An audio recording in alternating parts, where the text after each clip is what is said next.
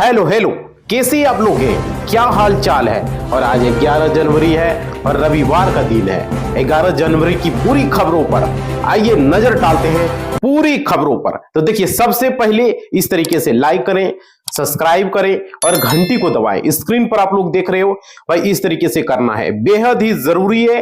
और देखिए, आप लोग सारे लोग आज का पंचांग में स्क्रीन पर देख सकते हो। आज माघ माह के कृष्ण पक्ष की अष्टमी तिथि है और अष्टमी तिथि 10:20 तक रहेंगे। इसके उपरांत नवमी तिथि नक्षत्र चित्रा हो जाएगा भाई।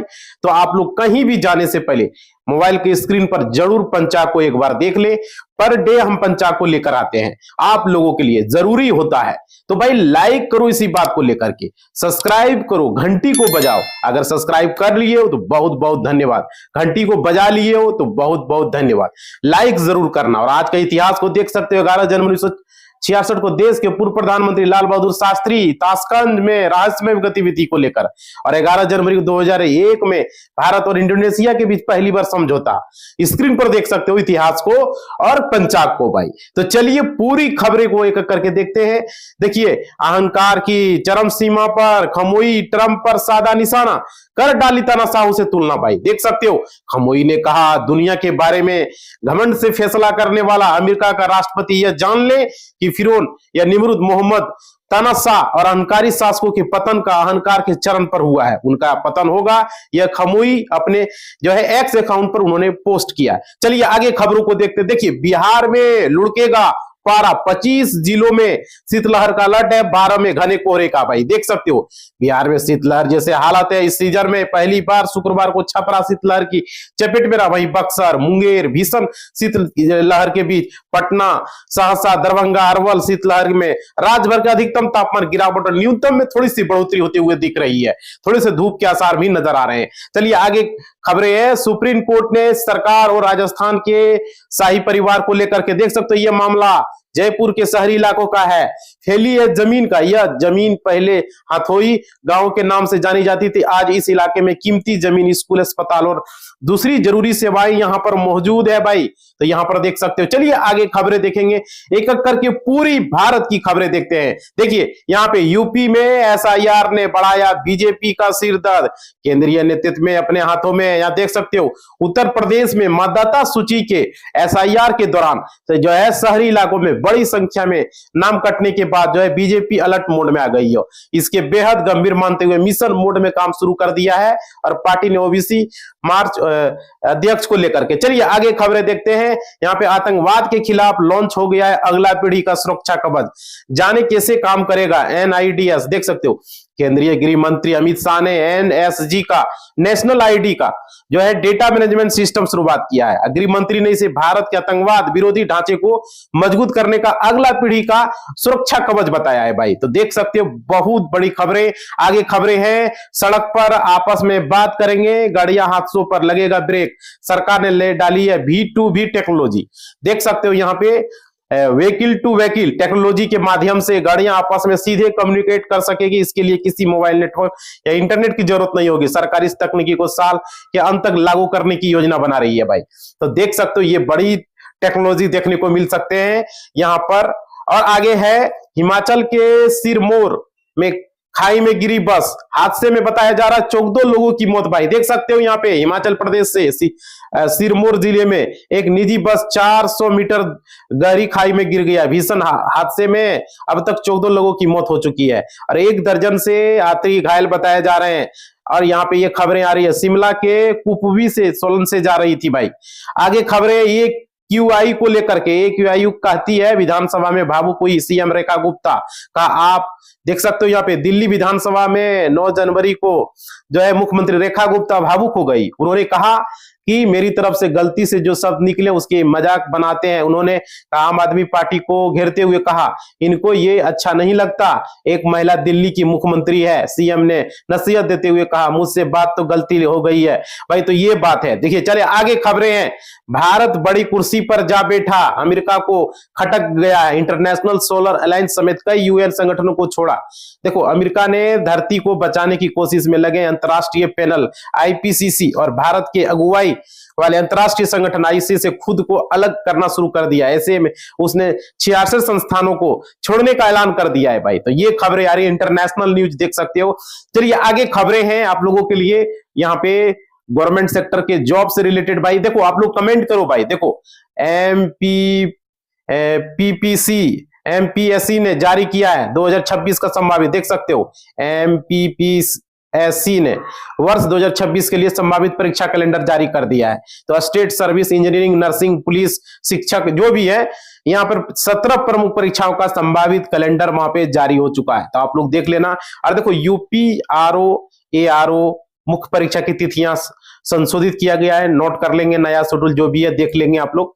क्योंकि यूपी लोक सेवा आयोग की समीक्षा अधिकारी, सहायक समीक्षा अधिकारी और मुख्य परीक्षा की तारीखों में बदलाव हुआ है और अब यह परीक्षा फरवरी में आयोजित की जाएगी। परीक्षा की नई तिथियां भी नीचे भाई आप लोग देख लेना ऑफिशियल वेबसाइट पर, समझ रहे हो, इसका चेंज हुआ है। और देखिए पंजाब पीसीएस प्रीलिम्स का रिजल्ट घोषित हो गया है और आप आंसर की जारी भी कर चुके हैं। तो आप लोग अपना देख लेना। देखो पंजाब लोक सेवा आयोग ने पीसीएस प्रीलिम्स का परिणाम संशोधित आंसर की जारी की गई है। उम्मीदवार अब आधिकारिक वेबसाइट पर जाकर के अपना मेरिट लिस्ट, रोल नंबर जाके देख सकते हो, डाल करके चेक कर सकते हो भाई। चलिए आगे है यूपीएससी एनडीए 1 की परीक्षा तिथि घोषित हो चुका है। 394 पदों के लिए अप्रैल में एग्जाम होने हैं। तो देखो यूपीएससी में यहाँ पे परीक्षा की तिथियां जारी कर दी गई है। 394 पदों का चयन होगा।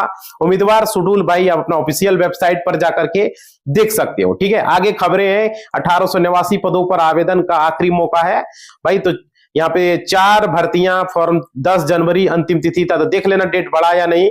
यहाँ पे विंडो बंद हो गया है, लेकिन भर्तियां यहाँ पे एंस समेत कई विभागों में थी। 10वीं पास के लिए ग्रेजुएट तक के लिए 1889 नौकरियां थी, आखिरी मौका थी। तो ये अपनी आज 11 हो चुका है। तो देख लेना डेट बढ़ाया गया या नहीं। ठीक है, आगे खबरें हैं। 165 करोड़ के मुनाफे से 196 करोड़ के घाटे में आई तेजस नेटवर्क। देखो भाई देख सकते हो, टेलीकॉम गियर बनाने वाली कंपनी तेजस नेटवर्क जो है लगातार दूसरी तिमाही को झटका लगा है। यह घाटे में रही है दिसंबर 2025 तिमाही में और इसका बजाय बीएसएनएल का भी है। चेक कंपनियों के दिसंबर 2025 में तिमाही कैसी रही, बीएसएनएल के चलते तेजस नेटवर्क कैसे झटका लगा। चलिए आगे खबरों को देखेंगे। इस तरीके से लाइक कर दें, स्क्रीन पर आपने देखा है, सब्सक्राइब करें और घंटी को जरा सा बजा दें भाई। आपका लाइक ही हमारा मोटिवेशनल होता है, हमें आगे बढ़ाता है। तो ये चलिए अब देश दुनिया की खबरों को देखते हैं। आगे खबरों को देखते हैं। देखिए वेनेजुएला में निवेश करना असंभव, अमेरिकी कंपनियों ने ही बिगाड़ा दिया है ट्रंप का खेल भाई। देख सकते हो वेनेजुएला से खबरें आ रही है। अमेरिकी राष्ट्रपति ट्रंप ने वेनेजुएला से तेल निकालने की योजना बनाई है, जिसके लिए उन्होंने तेल कंपनियों से निवेश का आग्रह किया। हालांकि कंपनियों ने वेनेजुएला की पुरानी संरचना और राजनीतिक के कारण निवेश में असमर्थता जताई है। तो यहाँ जैसे देख सकते हो भाई, तो यहाँ पे खबरें आ रही है, निवेश संभव नहीं है, इस तरह की खबरें आ रही है। चलिए आगे खबरें हैं। ट्रंप को सताया ग्रीनलैंड पर रूस चाइना के कब्जे का डर, बोले मुश्किल तरीका अपनाएगा अमेरिका, लेकिन पुतिन सी को नहीं बना देंगे। देख सकते हो अमेरिका के राष्ट्रपति डोनाल्ड ट्रंप ने एक बार फिर ग्रीनलैंड को लेकर के दुनिया की टेंशन बढ़ा दी है। डेनमार्क और ग्रीनलैंड के इनकार के बावजूद ट्रंप ने साफ कर दिया कि अमेरिका पीछे हटने वाला नहीं है। उन्होंने कहा अगर अमेरिका ग्रीनलैंड को आसान तरीके से हासिल नहीं कर पाएगा तो फिर मुश्किल होगा। चलिए आगे खबरें हैं। इजराइल और यूएई के दुश्मनों को JF-17 जेट बचाएगा पाकिस्तान, बल्कि $1.5 अरब की मोटी रकम। देखो पाकिस्तान अब सूडान के साथ बड़ा रक्षा समझौता कर रहा है, जिसके बाद इस्लामाबाद में $1.5 अरब के हथियार और दूसरे सैन्य साजो सामान के सप्लाई करेगा। पाकिस्तानी सूत्रों का ये कहना है डील लगभग फाइनल हो चुकी है। चलिए आगे है तेल, सत्ता और तकला पर। देखिए लोकतंत्र के नाम पर डोनाल्ड ट्रंप की तानाशाही राजनीति का पूरा विश्लेषण। देखिए ट्रंप खुद को लोकतंत्र का रक्षक बताते हैं, लेकिन उनके फैसले तानाशाही सोच की ओर इशारा कर रहे हैं। वेनेजुएला में राष्ट्रपति को जो है अगवा करना, ईरान में खुलेआम शासन बदलने की धमकी देना और चुनाव हारने के बाद नतीजों को न मानना, ये सभी कदम लोकतांत्रिक मूल्यों को देखा जा रहा है। चलिए आगे खबरें। क्या सच में होगा 1 लाख चीनी सैनिकों की मौत का दावा, ताइवान के राष्ट्रपति ने। देख सकते हो ताइवान के राष्ट्रपति लाई सिंह ने तो चीन को सख्त चेतावनी देते हुए कहा कि वे किसी भी दखल को बर्दाश्त नहीं करेंगे। एक अमेरिकी थिंक टैंक रिपोर्ट के अनुसार ताइवान पर हमले की स्थिति में चीन को 1 लाख सैनिकों की मौत झेलनी पड़ सकती है। तो ये खबरें आ रही थी भाई। चलिए आगे खबरें हैं। तमीम इकबाल को बांग्लादेश क्रिकेट की पलड़ा भारी भाई, देख सकते हो तमीम ने बीसीसीआई को सलाह दी है कि वह भारत के T20 विश्व कप नहीं खेलने का फैसला भावुक होकर नहीं बल्कि भविष्य को ध्यान में रखकर। इसके बाद बीसीसीआई वित्त समिति चेयरमैन नाजुल ने फेसबुक पोस्ट पर तमीम भारत का एजेंट करार दिया है भाई। चलिए ये खबरें भाई आगे देखते हैं।